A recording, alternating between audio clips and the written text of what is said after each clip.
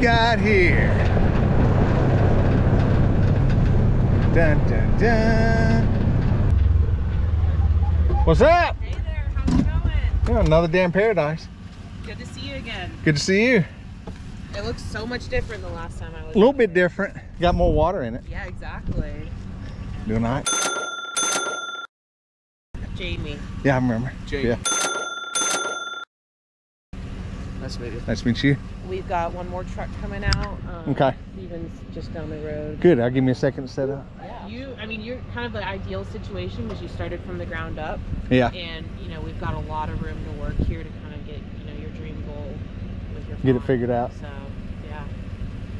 I remember walking around out there, like where we were placing where we were going to put, you know, structure and everything.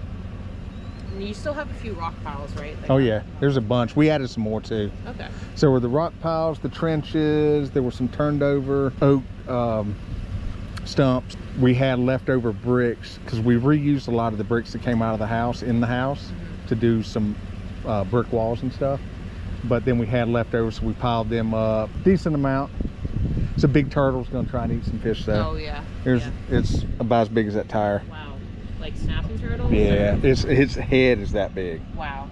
Yeah, I got him on video the other day, so finally he hangs out in the inlet in the yeah, I'm sure he's got it all figured out where to hide. and then we got our heron too, that blue heron that hangs out. We have one too at our shop pond that's a pain in our neck. Yeah.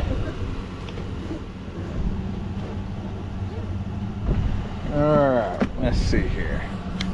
Oh, rogue one. You get to going first. There you go.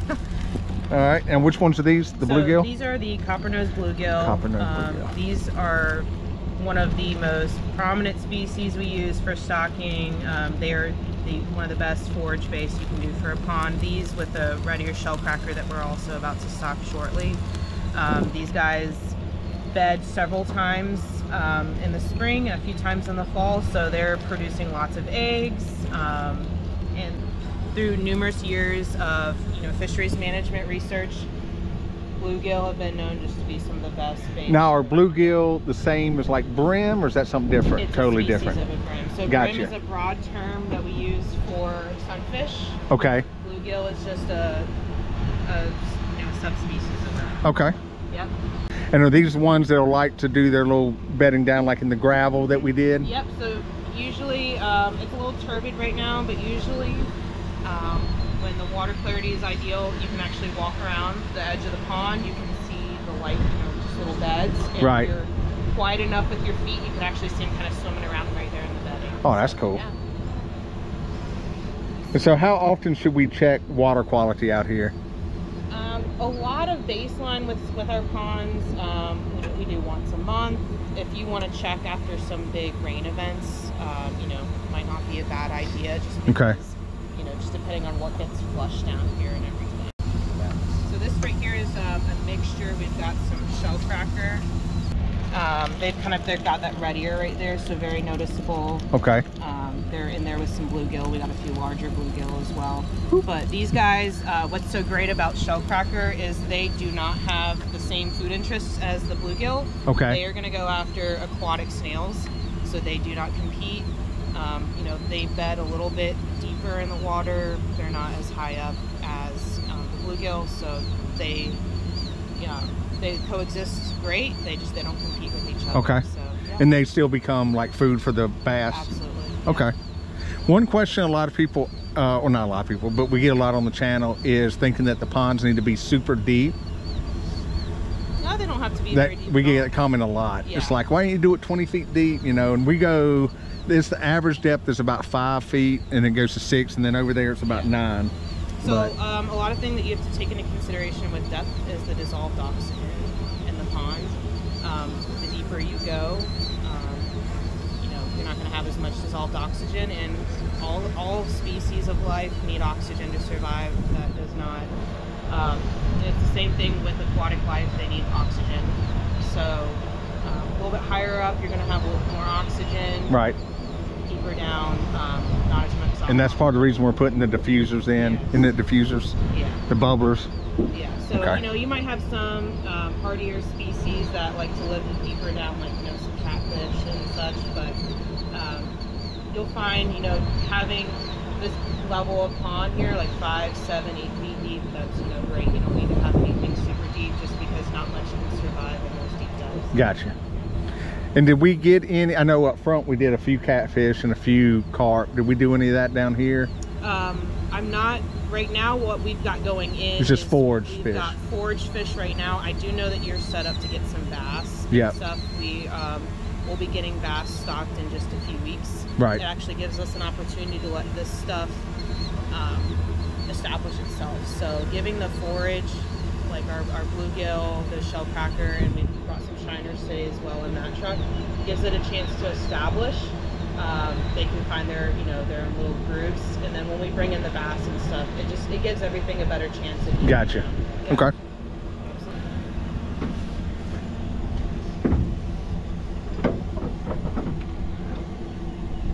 That's the new drone. Jamie, can I get your net? Yeah, absolutely. This one has got a giant hole in it. And I just need, with the feeders, just feed them the same schedule like we got up front. Probably.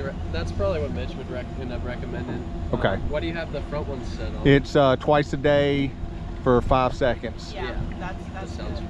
Okay. that sounds about right. These are more bluegill. I don't know if this is the same one she just showed you.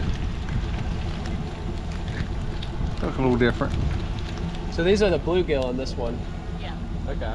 and I think you've got And then the shiners. shiners on the other side. Yeah. How many fish are we putting in? I don't remember. We did it by pounds, so you've got 200 pounds right there, another 100 right here, so 300. We've got like 360 pounds going in today. Nice. The bluegill? No, that's just Of the mix. thing. Oh, okay. But bluegill, Cool. we've got there they like are. 100. Yeah, here's the shiner mixture. There's some pretty fat ones in there. Now, what's the difference with the shiners versus the bluegill and the shell cracker as far as what they so do? Shiners, they are big. Oh yeah, there's some big ones. Nice. So shiners can act as like an immediate food source for your bass. Right. Um, Are they the dumber fish? They don't know to swim away as much? They actually, I think in a way they almost entertain bass a little Huh. bit more too. But we use shiners and fathead minnows like that to take feeding pressure off of the bluegill and the shell cracker, because like I said, it's so important to have them as a base in your ponds. You don't want to completely deplete that. You know, Right. throw a lot of bass in. So this kind of just helps offset that pressure. It just balances out. And is that why we do the shocking every once in a while to kind of see what's left? And We recommend doing a spring and fall shocking, and kind of when we create a report, we can look at comparison from each season, and we can look at growth. So we can look at how are your bass improving length, they're growing in length, they're growing in weight.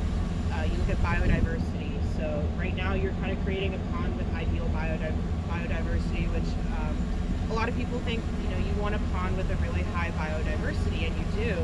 You just don't want to get a lot of species in that are, you know, unwanted. So Right. we're doing our part here. We built from you have built from the ground up.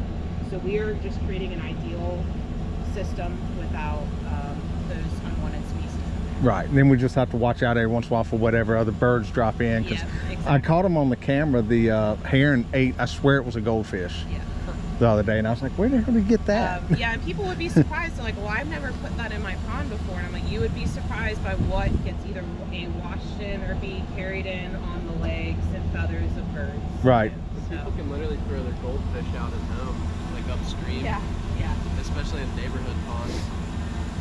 And the great thing about our shockings, it helps us just monitor that. So we could say, hey, the past few months we've watched your red ear numbers grow. So, Right. Or we look at size class. So let's say you're growing a lot of red ear, and they're all in the 6 to 8 inch size, which is great for reproduction. But when you think about the bass, they also need some smaller fish that they can go after too. Right. So that's when we always recommend adding in some smaller, you know, 2 to 4 inch replenish that size class. Gotcha. Yep.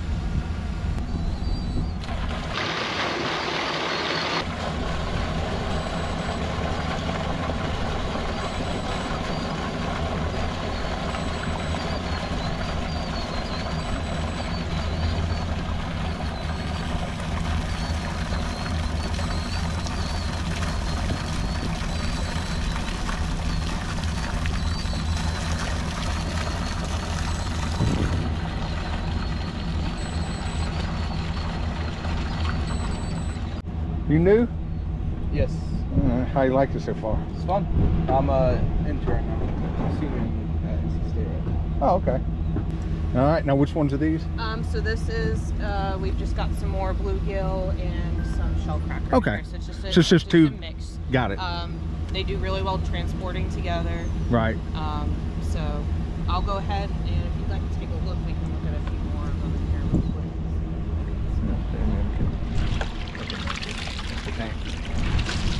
Yeah. There? So we actually have a few jumbo ones that snuck in there. So these are our jumbo bluegill. Yeah.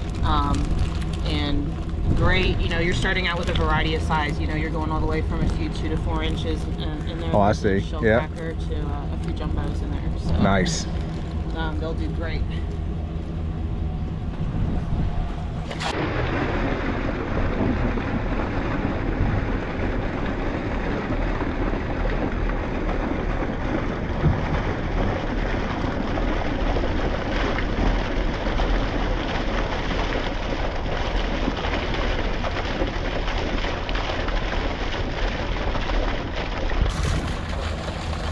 Now, do y'all do the fish tagging? When we do our surveys, we can tag so that we can actually monitor. I gotta get with Mitch on which one y'all use, because I'm probably gonna get that. All right, so this is what everybody waited on.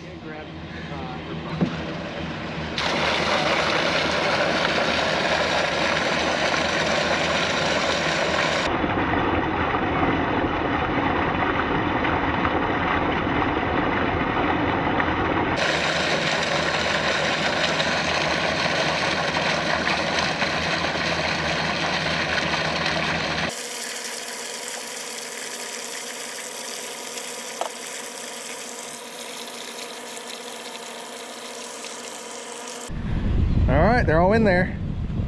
Great, it was a great. Appreciate it. You're very welcome. It was a great day. We got over 350 pounds in between bluegill, red ear, and our shiners. So Some big ones too. yes, and definitely some big ones. We're excited to see how they do out here at the pond. We got new man Jake over here. Steven over there's just playing around. All right, see how it goes.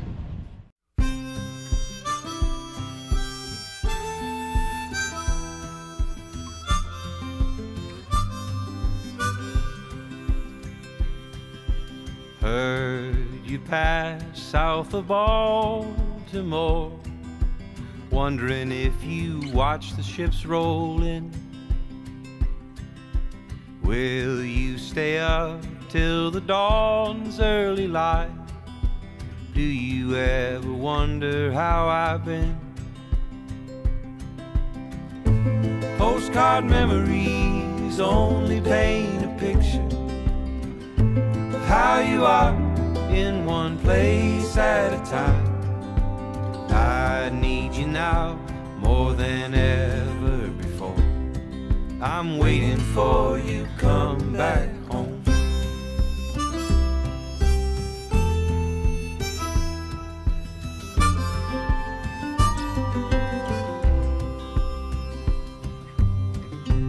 It don't matter where you go when you're young, when you're trying to outrun the past. Like a ghost, you travel through my dreams. I only see you through the looking glass. Postcard memories only paint a picture of how you are in one place at a time.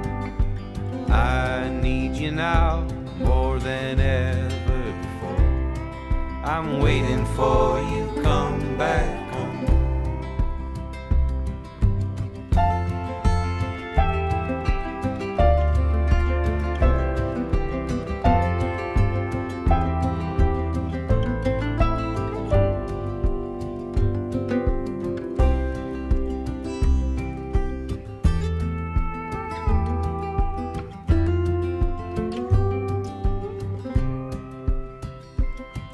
I swear I forget most of what I learned as the earth moves from morning to night.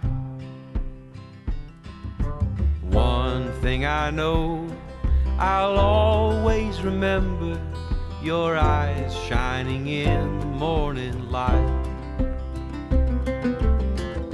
I thought I saw you out there dancing on the ocean. Thought I heard you singing to Ra-Lu-Ra-La.